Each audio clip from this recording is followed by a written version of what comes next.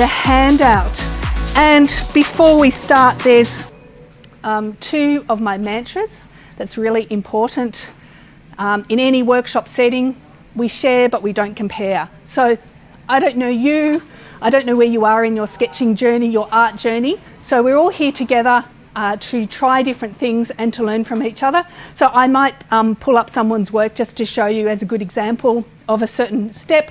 We're not comparing, we're just sharing and learning together. And the other thing too is embrace the wonkiness. So I'm going to be teaching you the steps to sketch a building, as accurately as possible, but I'm not expecting everything to be perfect. Some people will draw like tall buildings, some people will do wide buildings. We'll get the angles a little bit wonky, that's fine. We just embrace it and we just keep moving because we've got an hour and a half in order to draw this building and colour it. So the first thing that we need to do is to address the kind of elephant in the room, which is I can't draw straight lines. So how many of you have been thinking that? Okay, we've got a few hands. So the first thing to do, just get your hand out and turn it over on the other side. So get the photo. So we're just drawing on the back of the page. And also get the grey fine liner marker. So this is a pigmented marker, the Eco Pigment. And yes, this is a fine liner pen. And we're going to do just a couple of straight lines. But before we even do that, we need to take a deep breath and exhale. That's as much for me too. Because it's like really weird to be multitasking in a new and exciting way. Okay, so but that idea of breath out is actually really important when you're drawing lines as well. So you don't want to be kind of uptight like this. Okay, we breathe out, we draw lines. Also, we want to generally draw our lines by pulling rather than pushing. So I normally use a fountain pen. So when I use a fountain pen, that's particularly important. And so because I'm left-handed, I draw my lines from right to left. Now, how many? We've got a lefty here. One lefty. How many others? Any other lefties? But if you're a right-hander, you'll probably find it more natural to go from left to right, but I go from right to left. Okay, and I'm not going to actually draw that on my handout because it's not that secure. So we breathe out. We also move from our shoulders. So we're not doing this. We're relaxing, we got the shoulder, we breathe out and we draw a line. And we make sure our book is stable, not like me, and we draw a straight line. Okay, you can see because I was holding my book in a funny angle, my line went out. So we look where we're going, we breathe out, we pull rather than we push. Does anyone else have any other techniques for doing straight lines that they know of? My favourite one when I'm actually working on a sketchbook is actually to use the edge of the book as a guide. And so I will, you can't do this because you're not working in a book, but I'm using that now. I just adjust the way I hold the pen in order to, get the line. I can even draw a line through the middle. The other technique is to draw a line as a series of short lines that are connected. So you don't have to, if you've got to do a really long line, there's no rule that says it has to be this one perfect line. You can do it as a series of smaller lines.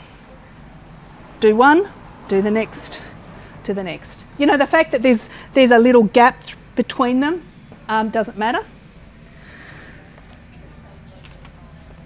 And then the other one. Are we all good? Are you good? Okay. It's really strange for me not to be able to see what's happening in the cameras. I'm used to when I'm doing something live, being able to see everything. So it's very weird for me, so bear with me before I ignore them. Okay, the other thing too is that people stress so much about straight lines, but I actually think sharp corners, cross corners are more important. So if you draw like a series of windows and you do these kind of funny shapes like this, it'll look all crazy. So instead, do a series of horizontal lines and then come afterwards and do the verticals, and you'll notice that, okay, they don't line up very well. but they look crisp and they look like windows in a row because we've got those strong horizontals.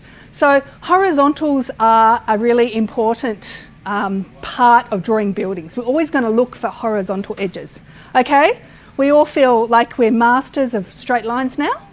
Yeah? Okay, so let's turn the handout over to the other direction. And what we have here is a photo and then a paler version, which what we're going to draw over the photo in order to analyse the building. So obviously you can't do this when you're out on location, but this step is a physical version of what I do when I'm on location and how I think about a building.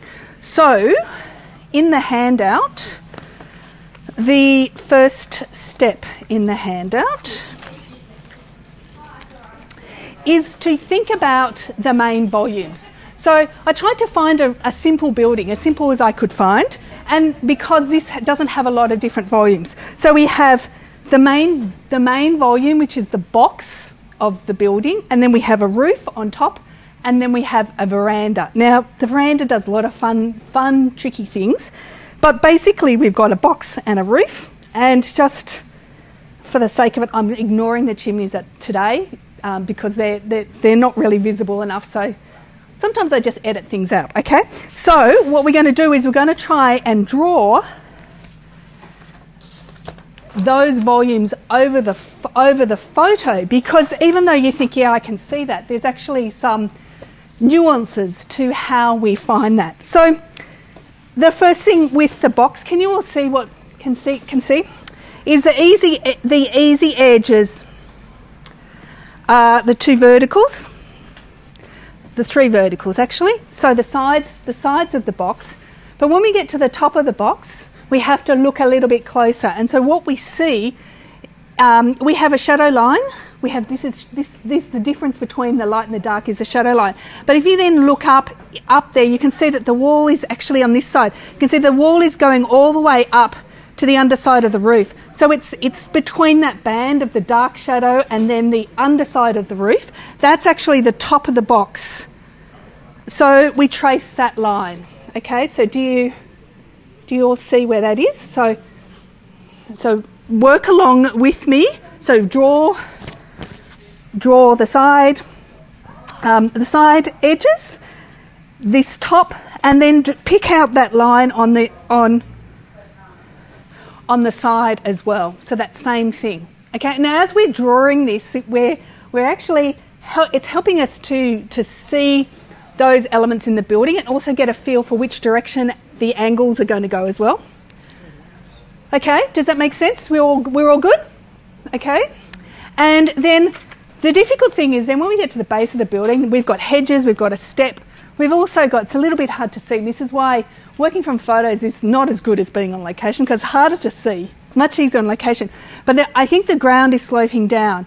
So I think what we're trying to do is trying to find the bottommost horizontal line. So we're not trying to get the ground line, because the ground line can come up and down, but the horizontal line.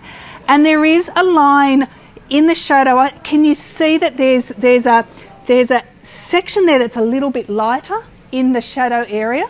Can we see through here? Can you see here? Look in the main photo. You can see how there's that little line. That's the line that I'm going to use as the bottom of my box. So I draw that. You might help actually to draw that on the photo and then try and find it in the paler version. And then I think, you just got to trust me on this one, that it lines up with basically the bottom of the terracotta step. So we're going to draw this line as if we've got X-ray vision and we don't even notice the hedges there at all. Does that make sense?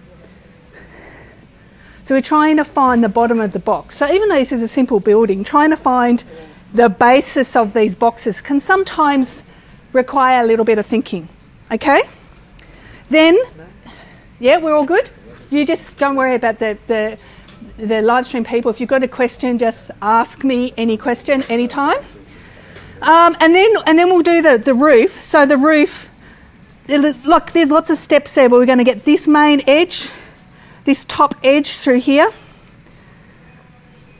and then we've got the diagonals of the edge of the roof, and then these small little bits that go like that. Okay? Can you see these? How are these going? Yep. Yep. Good. And then when we come to the veranda, the tricky thing about the veranda is there's a little bit of the veranda that goes up. Can you see that bit? So a little bit that goes up. Then we have it going across. And what's interesting about when it goes across is notice how much further out from the building it comes. And then there's the curvy angles of that, and then 1 and 2 posts is enough just to get us to think about that. Okay. So now we've just traced the main volumes of the building, and so this is just a matter of then just drawing that on our page. Okay, easy. We're all good? Everyone's okay? So this then is when we're going to start following through the steps in the handout. Landscape. Sorry, brain freeze. So what we're going to do is we're going to combine these steps. So this is step number 2 and 3. Is we have to draw that main box. We're going to start by drawing the main box. We're not going to worry about the roof and the veranda yet. We're going to draw the main box. And this is like pretty, like you just think, oh, I'm just drawing a box. This is the most important step because this is where we can often make the mistakes which we might not realise at the time, but we get halfway through the sketch and we go, oh, nothing works. It's because of these steps. So when most people start to draw, I'll just quickly, I can't do it.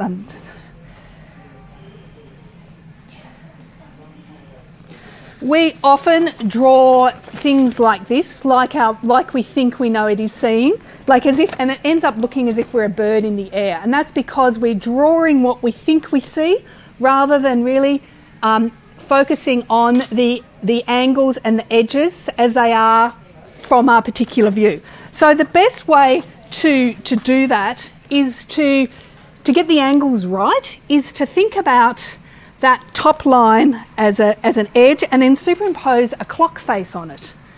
And by putting the clock face on it, so you think, okay, here's an angle, I'm going to say, okay, if there was a clock face superimposed on it, what would be the time of the day that represents? So you can see on the handout that I have put the various angles on it. So that's what I'm going to do now. So what we're going to be doing is drawing in a turquoise pencil. It's a colour pencil. We can't rub it out. So we're not trying to get this perfect. And if you draw something in the wrong place, just live with it. Correct it once or just live with it, okay? So we're going to start by, I'm going to make sure I have a photo of the building handy. So I'm actually looking at it. I'm going to start by putting that vertical line on the page first. So I think about where's that vertical line? Something like this. Let's just put a vertical line on the page. This is going to set out the whole thing. Yeah, so that's that front. So what I'm drawing is this line. Those who have done some of my other courses is what I call the very important perpendicular.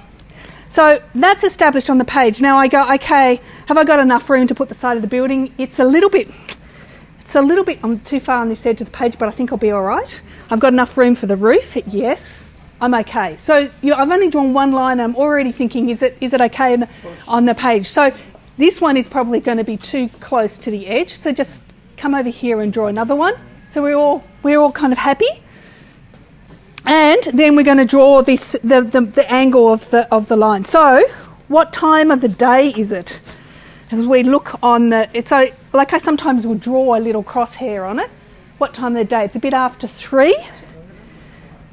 It's a bit 3:30 or something like that. Can you? Yep, that's good. Should it be longer?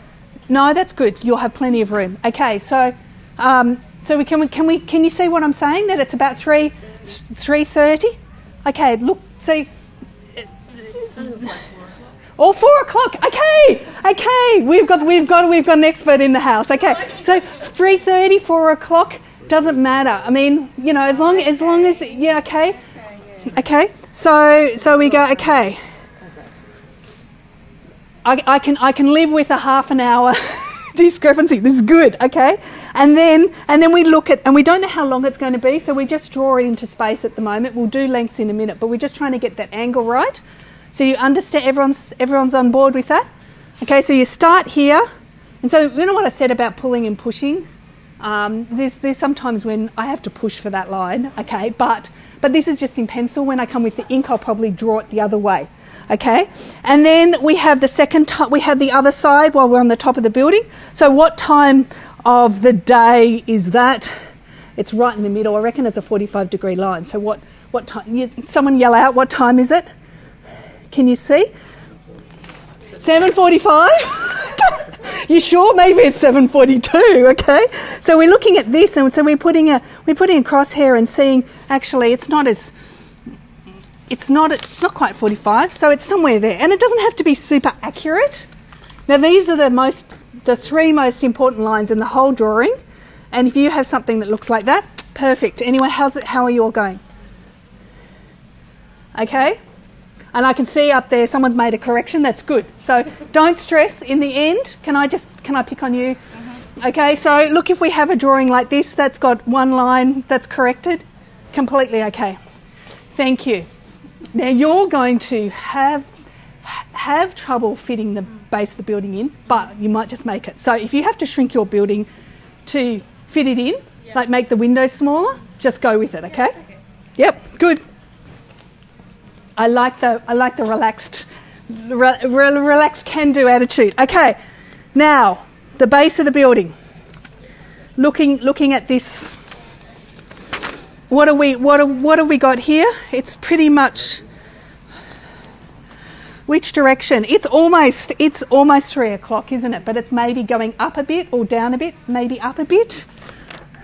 So I can't convert that into clock time. So if I do a little crosshair here, it's going up a bit. Okay. Sorry? This one? Okay. Are you okay if you can see? Okay, so we now have that one. And then the last line is, what's that going up? That's somewhere between 9 and 12. Isn't it? Somewhere halfway up there. It goes somewhere like that. Okay? These are all looking good. Now, the next step is to work out how long the building is. So this is, if I was out on location, this is when I would put my pen in the air and go, okay, let's measure the height, let's rotate the pencil and get the width. But because we're working from a photo, we can't do it. I've already done the calculations for you. But I'll just show you how you can do it on a photo as well. So what we want to do is we want to put the pencil, and that's why the importance of that first step, to work out how high the building is and then rotate it. And what's really surprising, it's almost the same height as it is width, which you wouldn't think, right? But then also, we know, as our brain's really clever, we know that this building has 3 windows across here, and we can see there's 3 windows there, like on the other side. So our brain knows, this building is probably a cube. But this side, because of the position this photo is taken, this side is really what they call foreshortened. And so this is like the really amazing thing. It blows my mind every time. If we measure this, go 1, 2, 3, 4, 5. So the handout actually says a quarter of the width, but I reckon it's more like a fifth, right? So we've just got to translate that to our drawing. So if you really want to like be super careful, that's kind of somewhere like here is the 1. And I need to do a vertical line here. So do you want me to move again? So even though it measured 1, when I now put that on the page, that looks all right, doesn't it? That kind of, does it look all right for the building? And then this is going to be, the way I work out how to make this length is I go, this is why I put a quarter, because it's easy. So if I just go, okay, that length, half, that's a quarter, somewhere like this, and that's close enough, okay? And so that now is the side of the building. As long as you don't draw it out here, you can just eyeball it. But this is where the brain wants to draw this much wider than it really is. Okay, question? I think I missed that first line. How did you measure that one? You missed this one here? Yeah. Okay, so this was the same. How I measured the length of that. So that is the height. Yeah. Oh, that's right. Yeah. And it's the width. Okay, so this length and that length. Okay, so there's some nuances to all of these steps that I'm teaching you today. We're going just kind of quickly. But as long as you kind of go, that's roughly about that. I don't care if it's too big, too long. For today, we don't care. Okay? How are we going with that? Good. And is it the same going down that way? You only need to measure 1, Okay.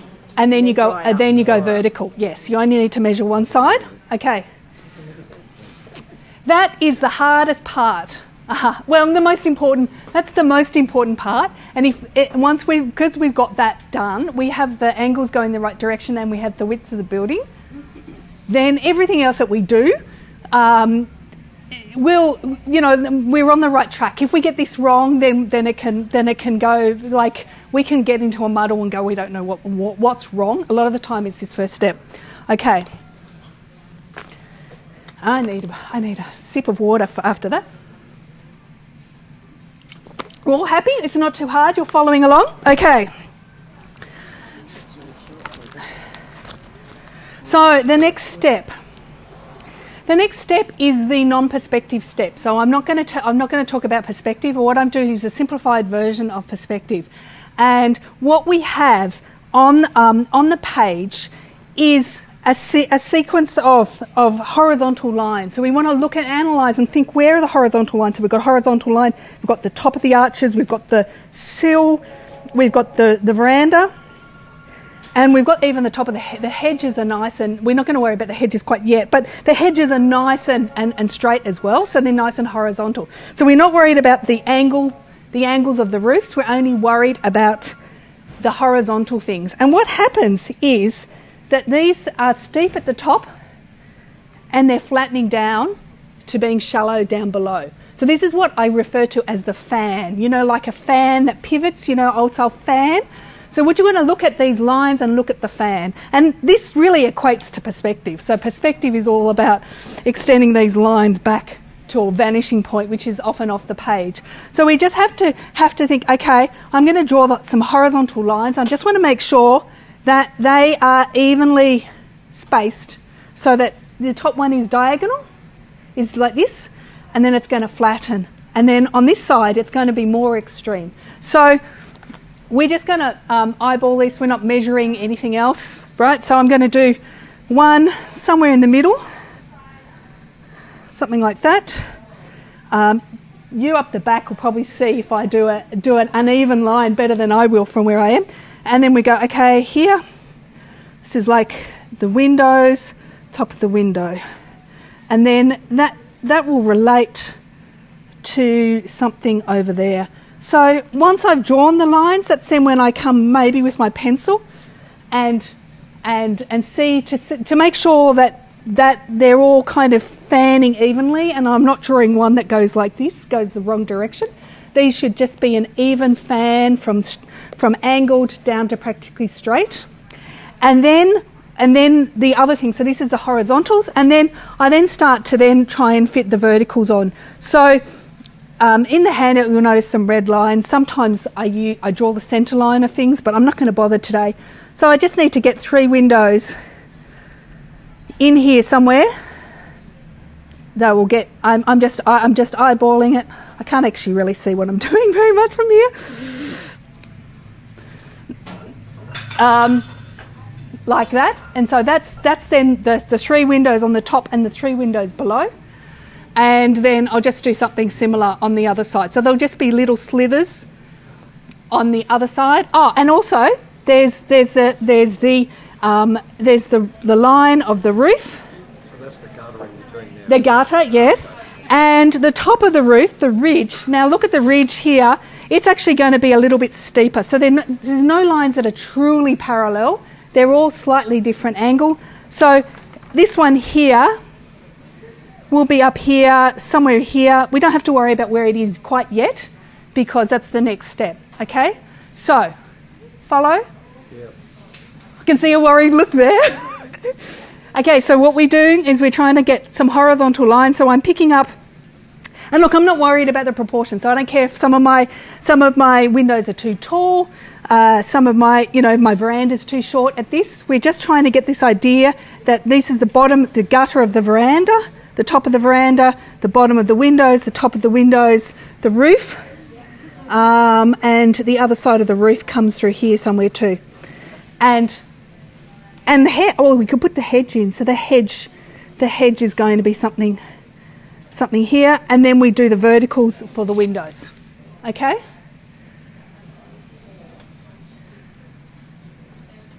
Any questions?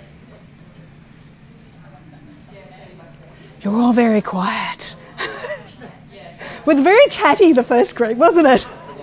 This one's concentrating so hard. I mean, it's serious. Does the fan actually, when you're doing the fan, is it sort of going that way? Yes. So it's going from. At that end, yeah, okay. So look, yeah. Think about that. These lines pivot there. So it's just that. It's got to get from here to here. Okay. There are other tricks, but I'm trying to keep it simple, so it doesn't matter. So when you put on it, just make sure that you don't have a line that's going completely the wrong direction, and it will be fine.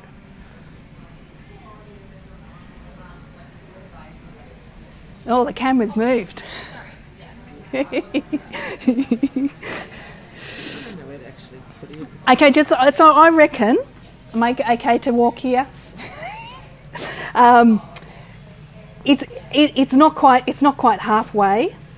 So it's a little, yeah. So this. Oh, hold on, maybe.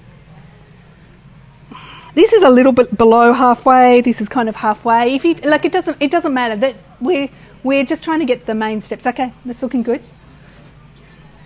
And so then you just fill in. This is looking fantastic.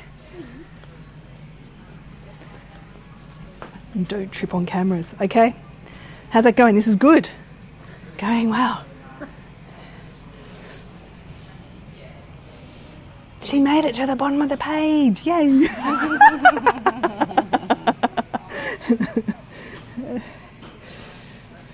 Yep, looking good. Okay. So the next thing that we'll do is start then drawing some of those. So you can draw a little bit more for your windows through here. Yep, it's looking good. Now, for some people, the top story will be really big. Okay, so now we just need to do the veranda. Okay. Yeah, the veranda lines. And so because your top angle is not tilting down as much as mine. It's flatter. That's okay. The important thing is that now that you've got that you keep that fan, and then from here, so sometimes it helps to, if you can actually find, to just do that with your pencil, and that will then help you. Yep.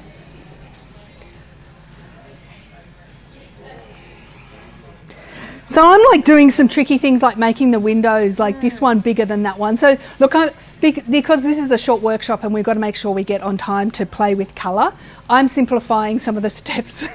So this one is slightly bigger than this one, and I'm doing a lot of that kind of instinctively because of all of the 250 sketchbooks and all of the buildings that I've sketched in the past. But as long as you have 3 windows, we don't care. Okay, now when it comes to then, if you want to just map out where the windows are, when it comes to the windows as well, draw a horizontal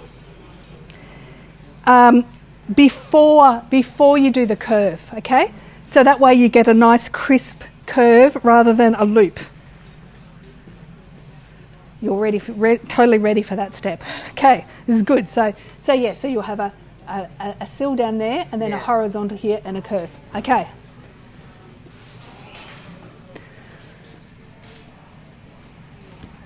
And then I know some people are ready and some people are still working on it. But then this is the last step in terms of the pencil, which is to then add the roof and add the veranda. So we need to have the windows mapped out first before we can do that step, so it makes the roof easier to do. So when it comes to doing the roof, what we do is we get this point here, and we drop a vertical down to see how it relates to the windows below. And the same with this one. And then we relate this point to the window and this point to the window. So that means that when we come to do our roof, we have somewhere here, we connect that line, and through here, somewhere up there, we connect this, and then we also look to see how far out from the building it's going. And then the veranda starts on this and comes out here somewhere. Whoa, out there somewhere. My veranda's way too low. Okay, so I'm setting the example about not being super stressed about it being perfect. I could possibly make an adjustment later on. And then it comes from here and it goes somewhere here, and then there was that tricky little line that we picked up below. So this is then when you put the elements on.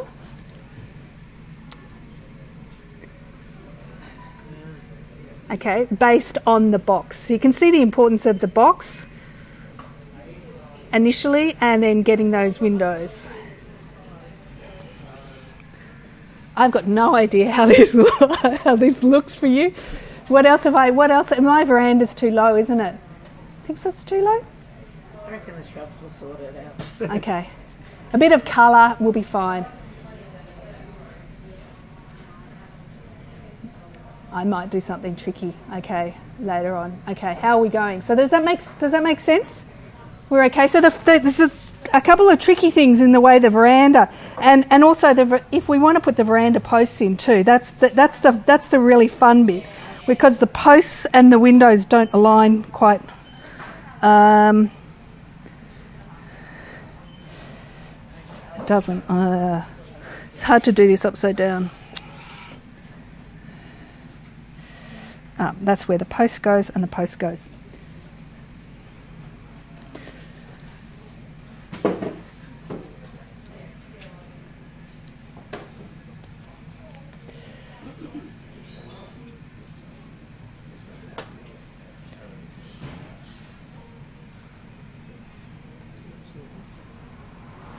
Okay, how's it all going?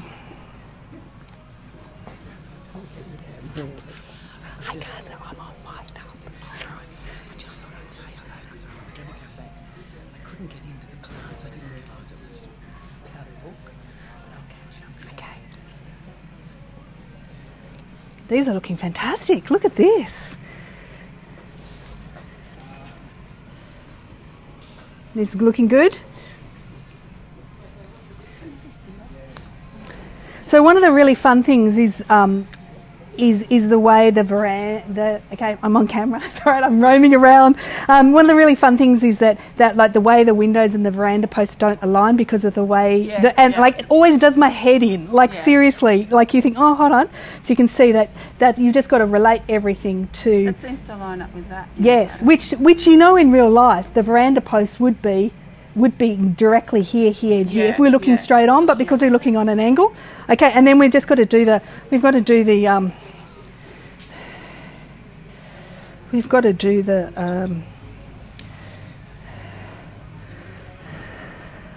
too tall here.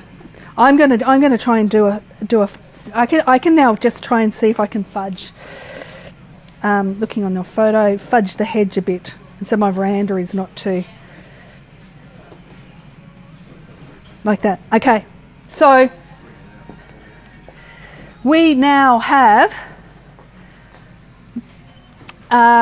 I've drawn a lot, and look, I normally wouldn't draw this amount of lines or this heavy. I mean, I'm doing it really heavy so it's easy for you to see. So now we then pick up a pen and we can start drawing. And I'm just going to use my normal Fudo pen and fountain pen just because it gives it a thicker line. And this is when we start drawing, and in fact I'll show you because this is nice and big, I'm then adding extra thicknesses for the gutter and some of those elements. And when I come to the windows, what I draw is I draw the wall opening first, then I draw the window, then I draw the window which is kind of recessed a little bit, and then the extra bits on top. So there's windows and the architraves and the sill. So I draw the wall opening, then I draw the window, and then back. So now I just come here and start drawing. And so I'm pulling, not pushing here now the way I change. And you can see, look, my line, because of the weird angle I'm holding it, it's not straight. I'm not going to rip my sketch out, just going to keep going, okay? So I'll draw a thickness there.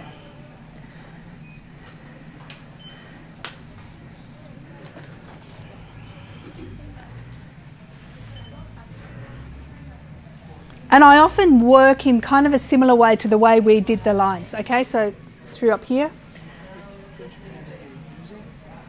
I'm using a fancy fountain pen, but you should be using this Eco. Yeah, sorry.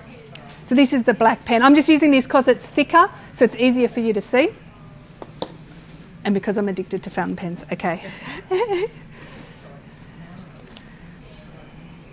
So there's an extra thing through here.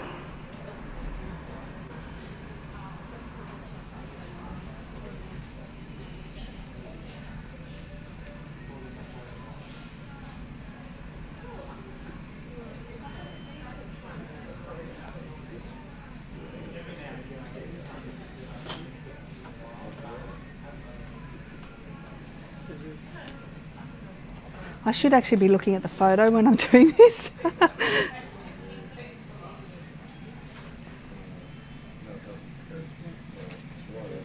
Okay, yeah, so it needs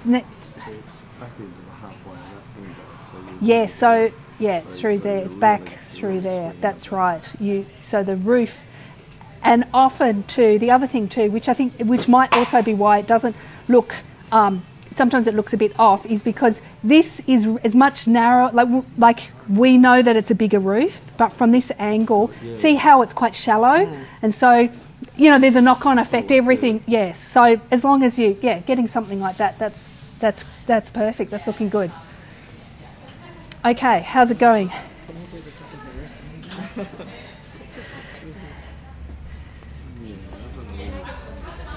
Okay. Let me come and have a look at the right direction.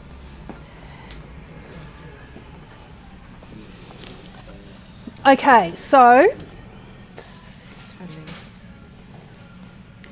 what do we do here? It's not too bad. So what do you think? What is there something that's upsetting you the most? No, we're not allowed to say that. You're not allowed to say that. Oh, look, I think it's, look, I'm not worried about the proportions. I think you've got the fans through there going okay. This roof comes more here, and then that goes across. I think it's fine. I think just keep going, and once you add the details, it'll look fine. Okay, so this roof was a little bit there. It was wrong, yeah. But it's not, it's going to look fine. And then the veranda post, so we've got the window behind that comes here. So these line up on the wall face, and then the veranda post is all the way out here. That's one. And then the second one is more in line with here, and then this one is out here. But like, it's fine. So should I take that across and then down? So the roof comes somewhere here. But I'm less worried about the roof. I think just start drawing, because the more detail you add, the less those things that you stress about in the pencil stage worry, because the detail and the colour is what's more important as you come. Look, this is not this is far from perfect. Yes. So and when you do this is when, by adding extra dimension and widths in here, it starts looking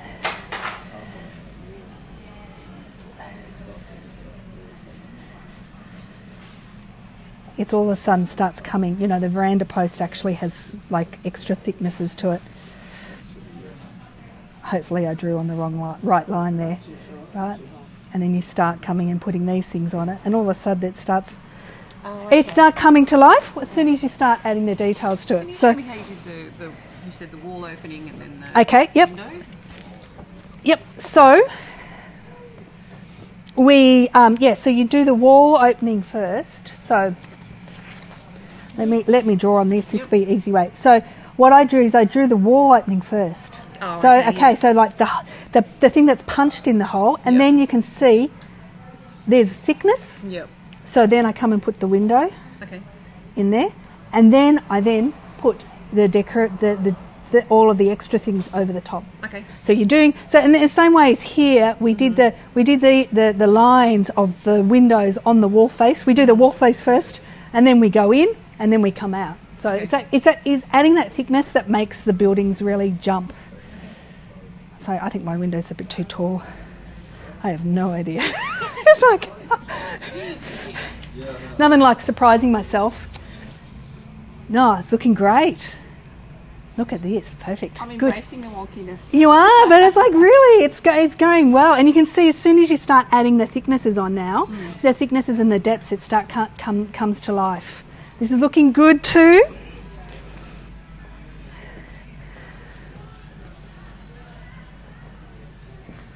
Okay, you're going. Go, keep going. Okay. Yeah, keep it going. Okay, all you need to do, it's because you want to start pen, don't you? All you need to do is we put these through here. These are the windows. Is this too narrow? No, don't worry about it. I don't care Okay. about it.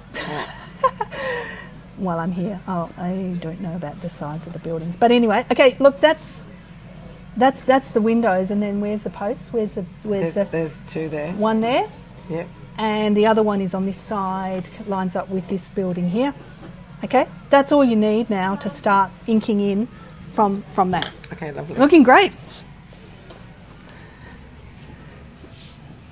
Because remember, we've got to start playing with colour, and that's when the exciting part happens. Looking great. Okay, no, it's looking good, looking good, looking good. Fantastic. Keep going.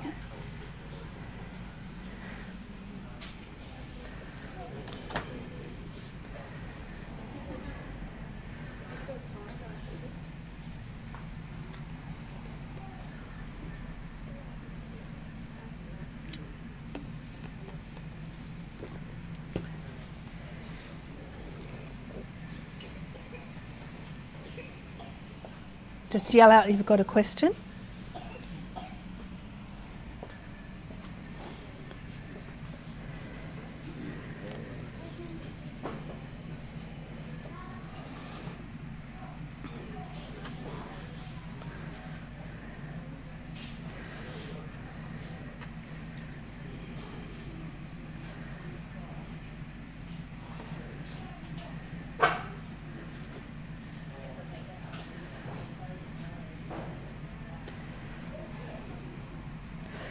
So the steps we've been using today of finding the main volumes, working out angles, lengths, then looking for the kind of the main horizontals and like making sure they're a fan, working out a vertical grid, and then adding these secondary elements.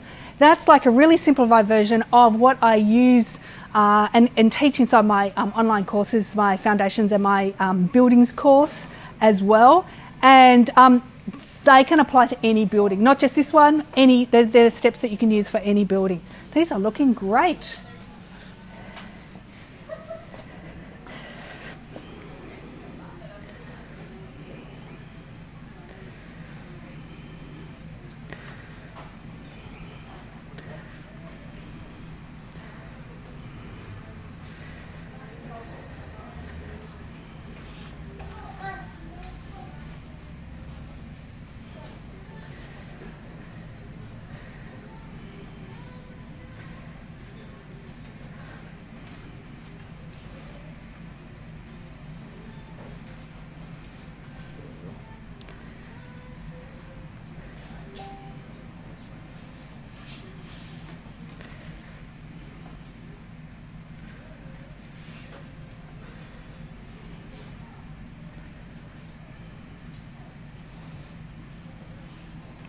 doing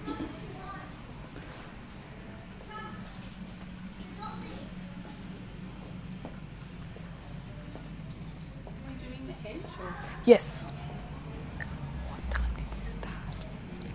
Oh, okay. So yeah, so just put one same thing. You just put it over. Yep.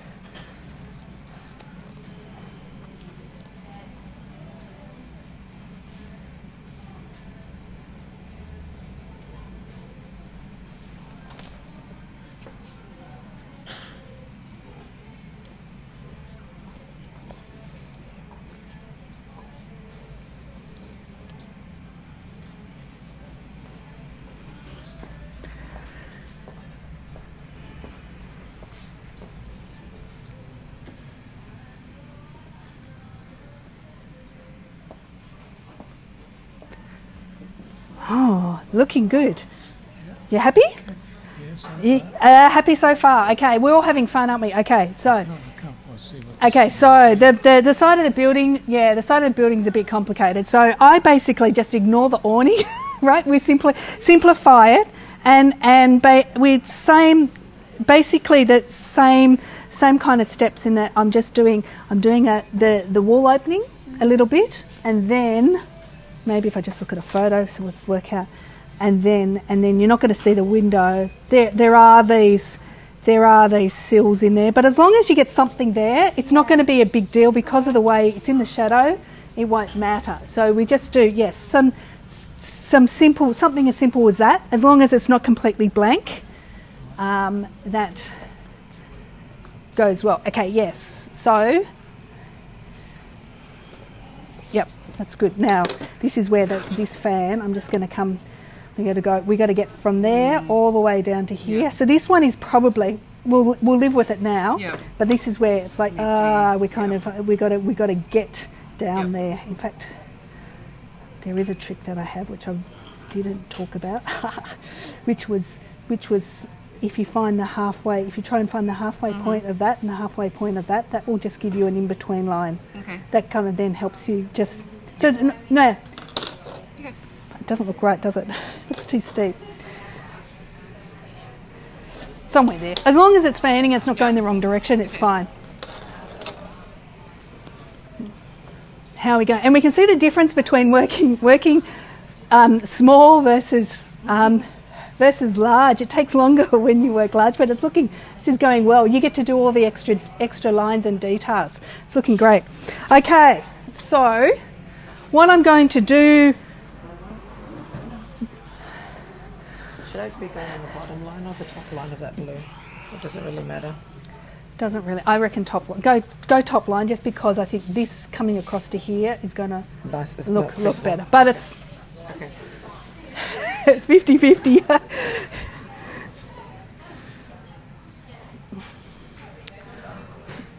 Okay, this is looking good. Looking really great. I hope you're all really happy with what you're doing, because you should be, because they're looking great. So I'll just give you a few moments, and then I'm going to start introducing the colour, and then those of you who are a little bit more advanced can start adding colour. If you still need to draw, then you can go back to your drawing, and the colour and the next step with the pit marker pens can actually be done before you finished doing all the line work as well.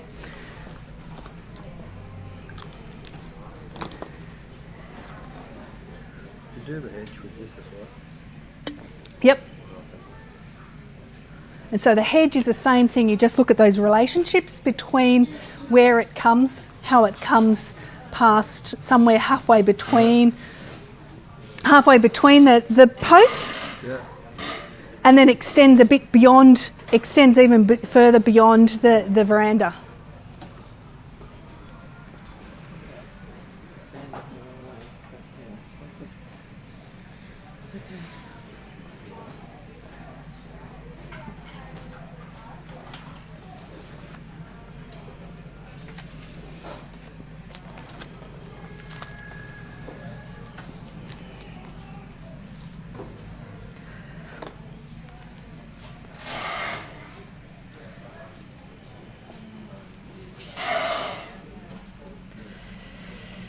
Okay, so just finish off the section that you're doing at the moment. Oh, we got the colour starting there. Okay. Okay, so this is the like an intermediate step before before adding the colour to your sketch. And this is not the way I always sketch. It's just a really good way of showing you an important, once again, it's like an important way that I see when I look at a building. I think in my mind, I don't worry about the colour so much, but I think about what part of the building is receiving direct sunlight and what is in shade. And this is what I call mapping light and dark. I don't care so much about the colours. I just want to know what's light and what's dark. And so what we're going to do is we're going to put using this grey pit pen, we're going to put that down first before we add colour. So if you're still drawing, you can draw over it. It doesn't matter. Okay. So, and what's really interesting about this is when you look, the easy way to help see this is to squint, and that helps you. That flattens the colour. If you squint, you can see it. And there's a quirk here in this photo, in the sense that the underside of the roof, the eaves lining, actually looks quite light because it's got reflected light coming off the wall, but it's actually still in shade. So you can see that we've got the rooftop that's in sun, but then this band from here all the way down is considered in the dark zone, even though there's variation. And then we have the side of the building, we have under the veranda, and then we have inside the windows and some other bits, but that's the main thing. So that's what I'm now going to come using this the grey pit pen. So this is a permanent pen. Now there's something about the paper which means you can move it a little bit, but for this step it's permanent, and it's a brush tip. So what you want to use is use it as horizontal as possible to get the biggest width possible. I'm just going to come and put it down through here in strong strokes, like slow. This is super slow for me. like slow marks, and fill it in through here. And we've got the underside of the roof through here, and move your book if you need to. Once again, same thing with the pull, not the push. Can you see that? Sorry. And then we've got this side. This side. Can you see this? And if you want to make one side darker, you can come and put it. It's the grey one. There's a grey green. There's an earth green, and you could do green. Sorry. Is it cold grey? Cold grey 3. It should be. Yep. And then come down under the veranda as well. Okay, come over here. Okay.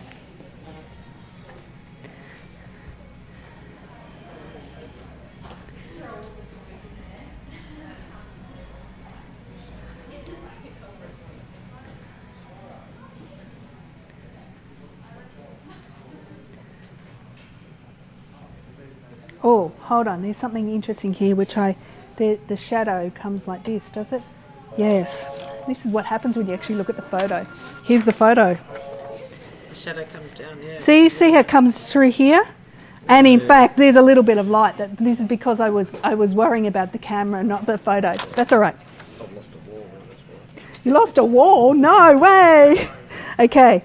So there we go. See it in here, see. You've got it there. I've got it there. Okay.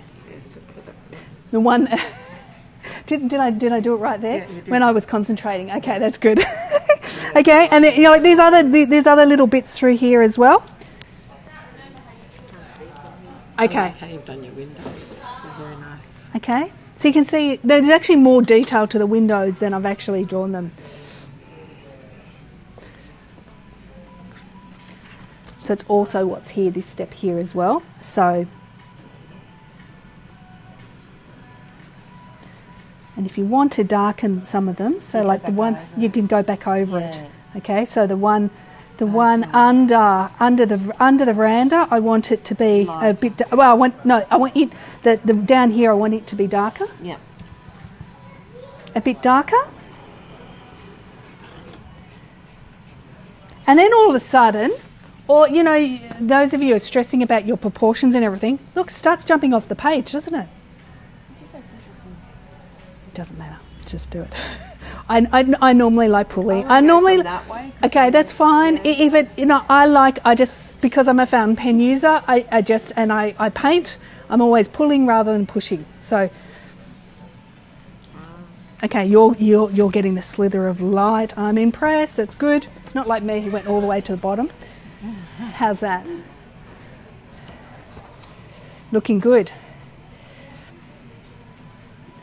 You've got to work twice as hard with the size, don't you? Everything takes longer when you draw large rather than smaller. The smaller you draw, the easier it is in some respects, but then it's harder to fit the details in.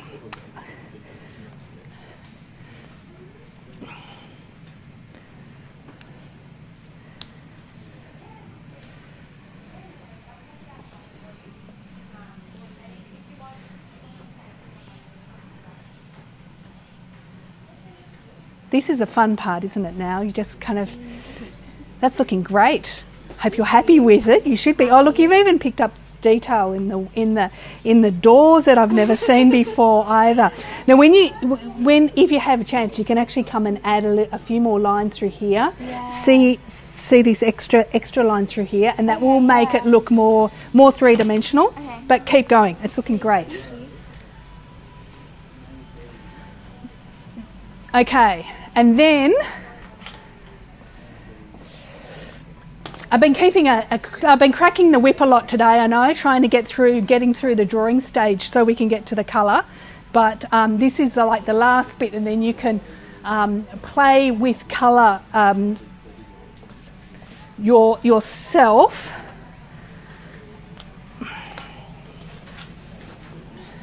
I might just give you all one of these.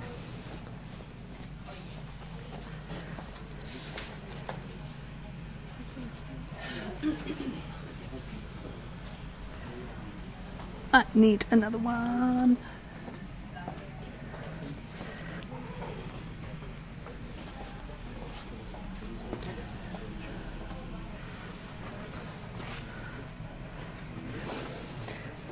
Okay, so now that you've done, once you've done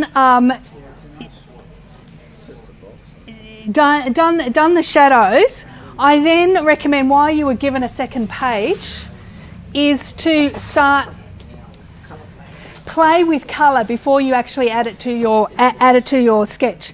And you've got a combination of different pencils and a few markers as well, so that you can experiment and get to know how to use them. There's also a couple of full set polychromos and Albert Dürer on the set as well, if you want to go wild and put some purple or some pink in. You also notice that even in the banner picture, I decided to make the building a little bit pinker than it really is. So feel free to interpret the colour however you want. But we've got a couple of different types of pencils. So the hexagonal ones are the watercolour pencils, and the round ones are the coloured pencils. So when it comes to using watercolour pencil, generally what I do is I put it down, and I normally do all of the pencil stage first before I add water, but I'll just do it step by step. So this is just like playing with a couple of different things. Now, where do you want me to stand? Okay, over here. Okay. So this is a watercolour pencil.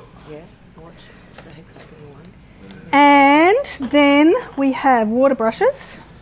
So these are brushes with water in them. Some of you might never have used them before. So if you squeeze them, the water will come out. If you squeeze it too much, it'll drip like that. So you want to just try and do it. I often do it on my hand. So, and you want to get a bit of moisture in it, and then move it around, and you'll see that you can move it around quite a lot. And if the colour's too dark for you, you can also lift it a little bit with your paper towel. And then to clean your brush, you've got some paper towel. You just squeeze it slightly, and that will get the colour off. Once again, I often do it on my hands, so my hands often got streaks of colour on it. Okay, so you can play with, like, we've got different colours. So there's a cream, there's a yellow as well. You might also want to experiment with putting pit pen down first. So these pit markers are permanent, but on this particular paper, there's a trick because of this paper that we're using, which is just a cheap watercolour paper with quite a lot of sizing on it. You've actually got time to move it a little bit. So I actually just demonstrate this with the blue. So if I put the blue down, as long as I don't talk and get distracted, I can come in and actually move this a bit. Even though it's a permanent pen, on this paper you can move it a little bit immediately after you put it down. But going back to the wall, I got distracted there. Going back to the wall colour, I've been loving these pit pens lately. So you could actually put the colour of the wall down first, and that will give it this nice smooth background colour that you could then come and put some of that in. Or if you want to go a bit more pink, the beige red is my new obsession. I love this colour. And I can come and put it on. It doesn't sit on this. Interesting, on this paper, it doesn't sit smoothly, but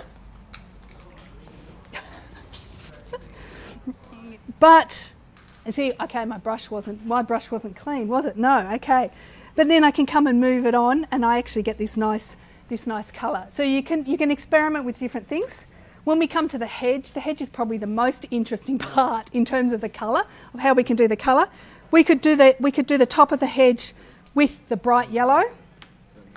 We could then come and put a little bit of the ultramarine in, and then we could come with the dark indigo. Okay, everyone needs this pencil colour in their life. It's my favourite one. Okay, so this is the dark indigo. So you can see I can come and put them in. I can put, like little leaf texture if I want. Put the three colours, and then come in with the water brush and mix it together. Not too much water, because I want to kind of keep some of the pencil work. So you could do that. You could also, there's lots of possibilities. I could start with the green. I could start with so this is the pit pen. I could start with the green. I could once again come and put a little bit of yellow over the top. And once again, dark indigo down the bottom.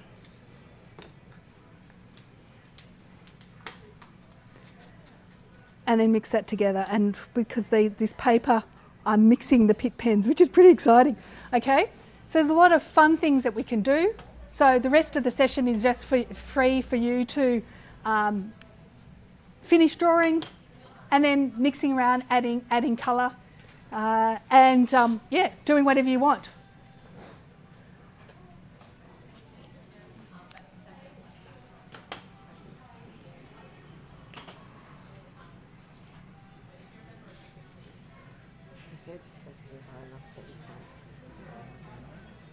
Yeah, no, we can do that. You could. Make it higher? Well, you can just leave it as it is. It doesn't matter. Okay. I'm going to put some colour now. Yes, start. So are you going to do the grey first? I'm going to do the grey first. Okay, perfect. PKP. That's good. Okay, can I, before you do this, can I just do something? Yeah, sure. I love it if you do anything. You showed it, yeah. Okay, so look at this. All of a sudden they go from looking flat to looking beautiful. These ones are bad. Don't worry. These ones are something like that. I'm going to keep it forever now. Looking good. Oh, look, I've done on the Venetians. Where's the indigo one that you said? Oh, it's the pencil. So you'll have to. Is this one here? Oh, okay. There's a dark indigo. Yeah, for some reason one of these sets had another blue. I went, no, it's just a wonderful colour, and it's really good for putting putting it, you know, even though this has got the timber Venetians, like Yeah. these ones here, like putting some dark in. So see how I put Yes. put some dark ones. I was doing silly crazy stuff with the sky. Lots and lots of options. So there's nothing I can do. I forgot to put that bit. For the Don't worry screen. about it. Don't worry about Don't worry about it. Okay. Looking great. Yeah, absolutely. You're going for a brown, changing it to being a bit more of a beige. So and you're putting that colour on the shadow side as well? Yeah. Yes. Yep. Yep. Look at this. This is looking great. It is. You can see how now, you know, that step of putting the grey makes them really pop, doesn't it? Yeah, but no, it was refixing my picture. No, I didn't really. I was just drawing over some of your lines. So,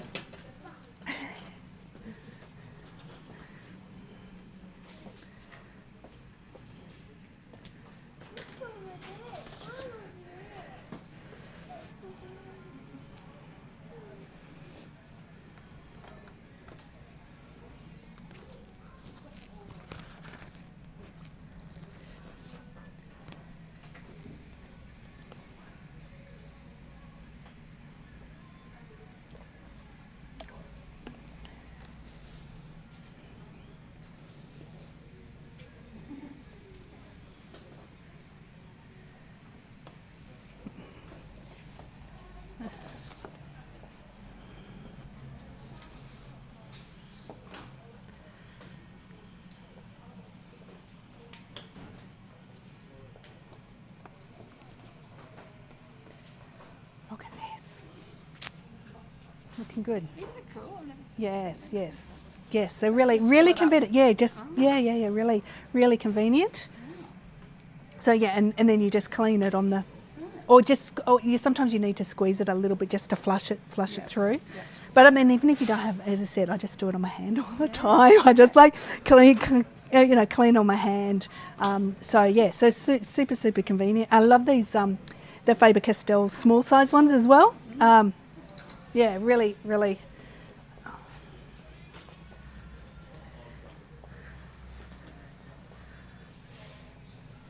And one of the things about the watercolor pencils, which is part of the fun of getting to know them, is sometimes they, in their dry state, they're a nice colour, and then you put the water on them and they go super bright. And so this is like, not that I'm picking on anyone or making any loaded comment about someone whose work I'm looking at the moment, but did you find that when you put the colour on, it just went, whoa, different? Yeah, looks a lolly colour. That's all right. It could be a lolly shop, couldn't it? It looks like, oh, look at this, using two pencils at the colours at the one time. That's a cool idea. I've never done that before.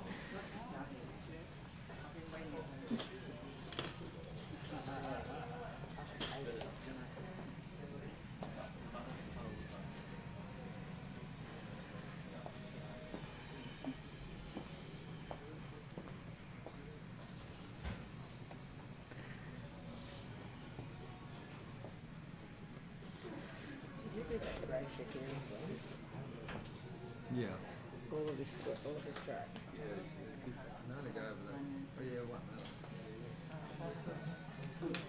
With the sky, is that Okay, so that was using a different tool. So what you could do, but I mean, interestingly, this is like test on this because I haven't found. Okay, so you could. One of the interesting things too is if you put.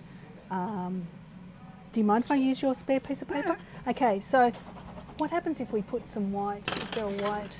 We could put some white down. Mm-hmm. Can't see that.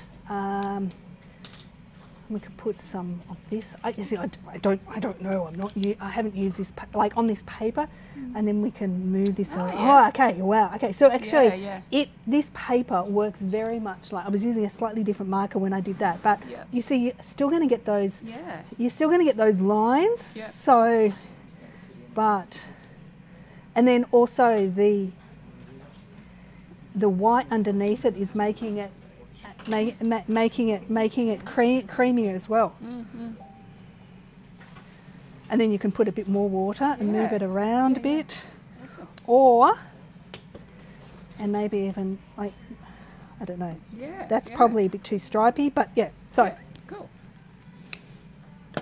that's yeah. Question? Have we got a question from? Yeah. Okay, so we've got some questions from the live stream. Just what is Lizz's preferred mix media paper? For this combination of paper, I look at the camera. Okay, we just got the one camera. Well, I like using my Alpha book, so that's working well. This paper that we're using today, which is I'll get for you, is actually been really great for moving the pit pens around, but. I have a preferred paper for a sketchbook, but not necessarily relates to this this medium. It's whatever. I'm still experimenting different paper for these. So no definitive answer, in other words.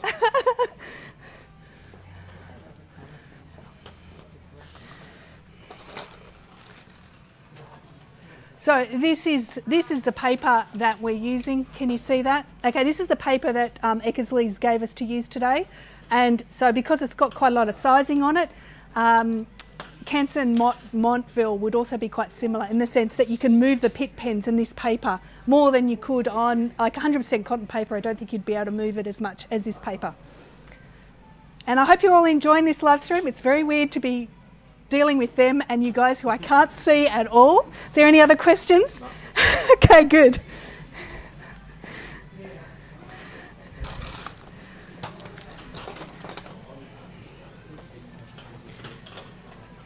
I'm going to add colour. Do you want to get the other camera?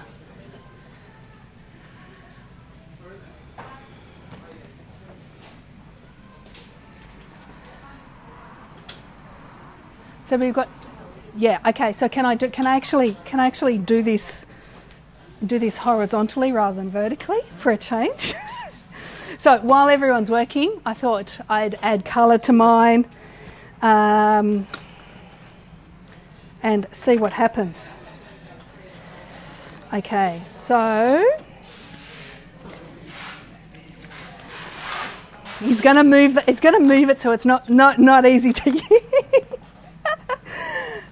Okay, so what am I going to do? Maybe I'll put the pit pen down first.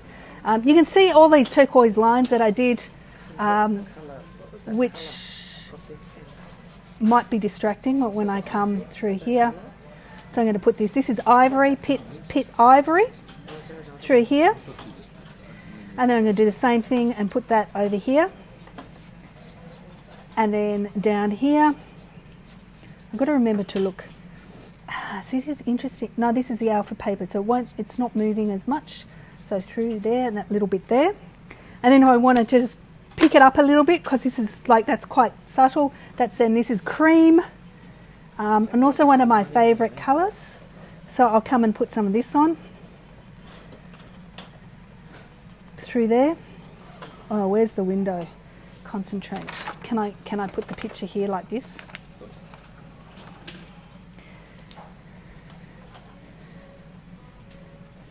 Okay, now. I'm just wondering about stealing someone else's colour. No, okay, no. I'll go pit pen. This is earth green. Another one of my favourite colours. I'm just going to come through here. I'm ignoring the sign. I've just got to think about which way the shapes are going. So I'll come through here. Now I've got to make sure I colour in a similar way to the way that I drew it, which was pretty loose and awkwardly positioned. So I'm just going to come through here. There's a bit of green.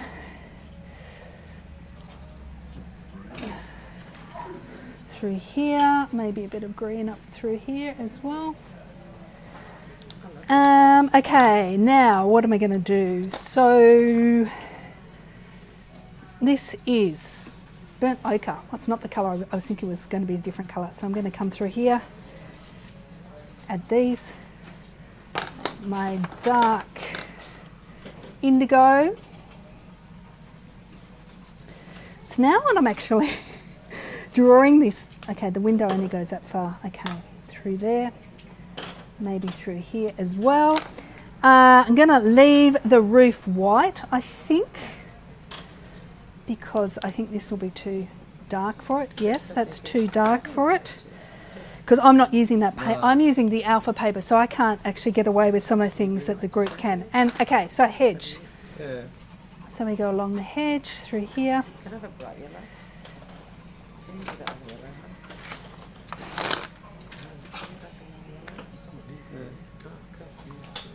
Yeah. You want yellow pen or yellow pens? Through there. So I haven't added any water yet, so I'm just building this up.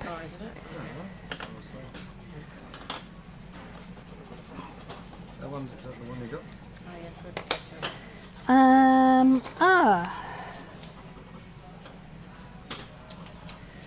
Through here. And then I'm just going to try something with I'm not quite sure. So I don't know quite how this is going to work. My table's shaking. So I'm going to just put some white on there. So this is white watercolor pencil. A little bit of blue. And then, am I going to do the sky? I'm too scared to do this because I'm not quite sure. Okay, so I'm going to start moving this around and see what happens. There we go. So I was going to put pit pen on this, but I've decided to play it safe. Through here, move it like that. Cleaning on my hand, because here we go, napkin. So clean that, now come through here and move that around. So look, I could have just done the watercolour pencil, but the pit pen just means that there's a base colour underneath it. So if I pick up too much of the watercolour pencil, at least I don't lose that yellow. And then come through here, do this, and then let's see what happens there with that. So you see, if I put too much water in, I will be picking up the watercolour pencil a bit too much. Through there. So that's like a quick pass of how I would use these pit pens and watercolour pencils. Now I might make some adjustments, but I've got to wait for that completely to dry, because I can't come in over the watercolour pencil until it's dry, because it'll go all kind of like crayons, which sometimes you like, but most of the time you want to wait till that's dry before you come and put another layer on. So there you go, quick colouring. Okay, how's everyone going? We have a couple minutes, 5-10 minutes to finish off. These are looking fantastic. You're happy? You enjoying it? All deadly quiet. They're concentrating too much. You're supposed to say yes, come on. Yes. All these people are watching and they're going, oh no, these people are all crying. They can't see the lovely happy faces that I get to see.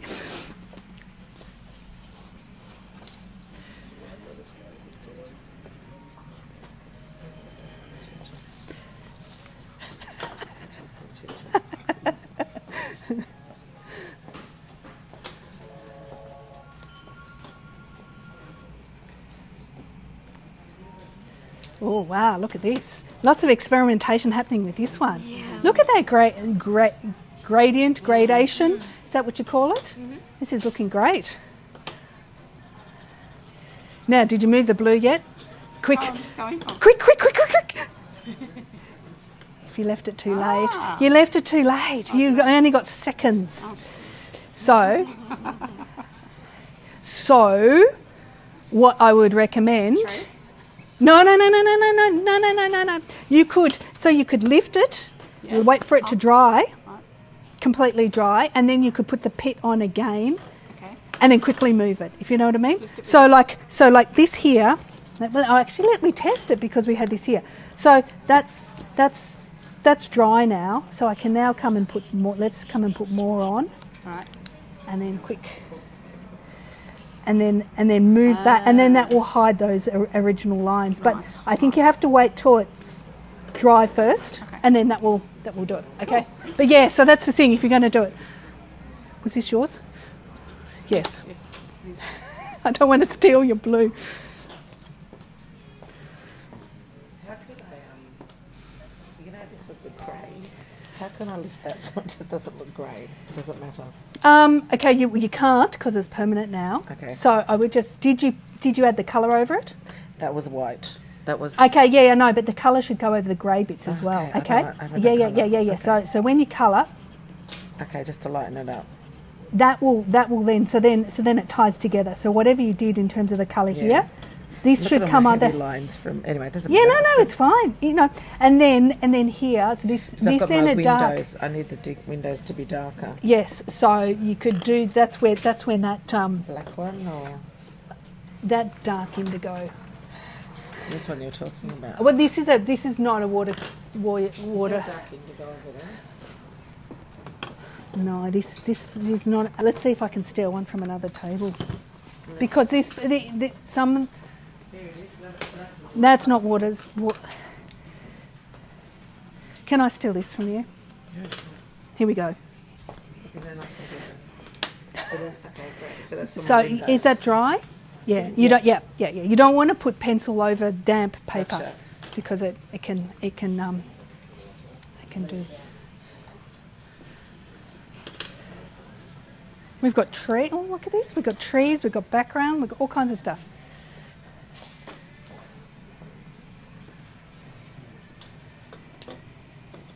Fun, I'm isn't just it? driving by. Oh, no, it's I tried to book in, but it was booked out. All right. Okay. So, anyway, have you used these before? Okay. No, they're fantastic to combine with the different materials, and these watercolor pencils are just so much fun and variable.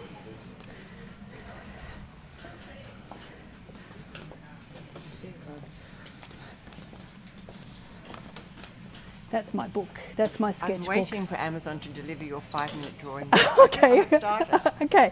Yeah. So this is my my sketchbook that you could have a flick through if you want to. Just So these are all using Faber-Castell products, various products. This is like the Pitt. That's like using these Pitt pens. Yep.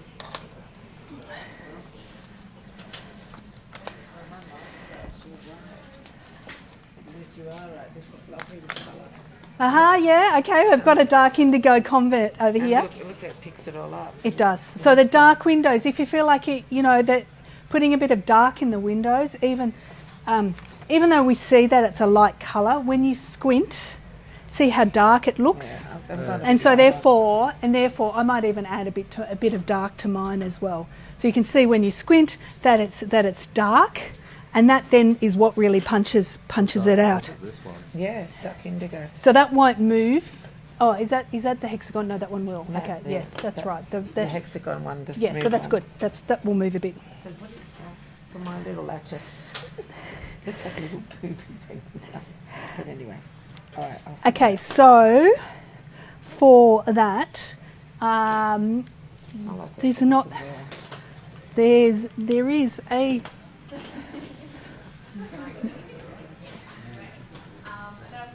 I'm going to just steal a pine green from you.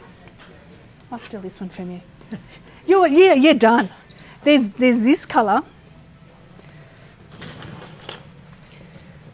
which is a dark green. And that's water. Yeah. Good. I think it will go a bit brighter when we. Sorry, I'm just defacing your Doesn't matter. your hand I'm out. happy just to not have white. Yeah, that's good.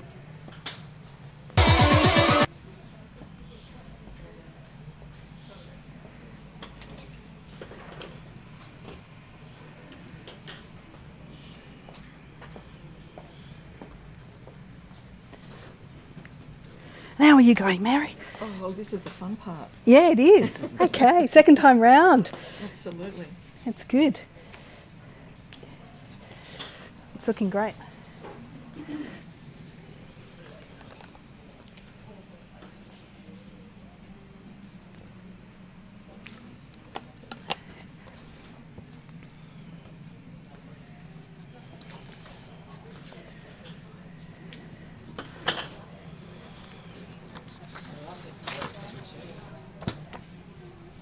Yes.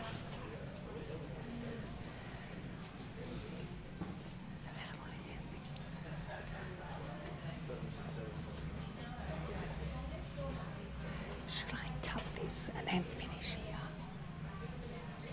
Can you cut my audio?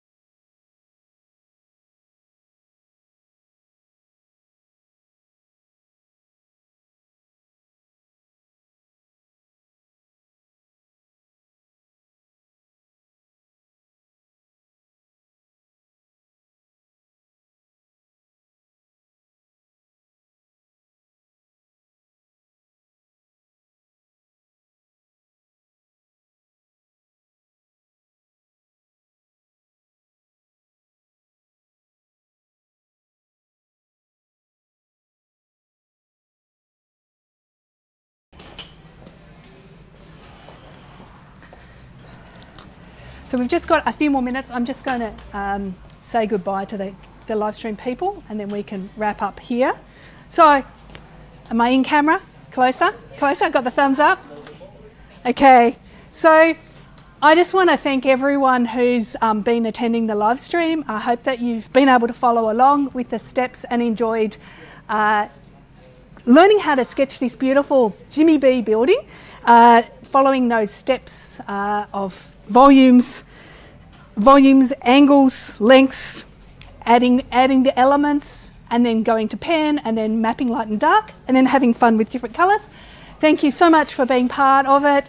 And I'm going to do a bit of a wrap up on my blog about this experience, about the workshop on lizsteele.com during the week. And if there are any extra questions that was asked during the live stream, I'll address them there. So anyway, thank you all so much for being part of this. I hope you enjoyed it. And I love to see your work and your wonderful creations using the wonderful Faber-Castell products. Thanks. See ya.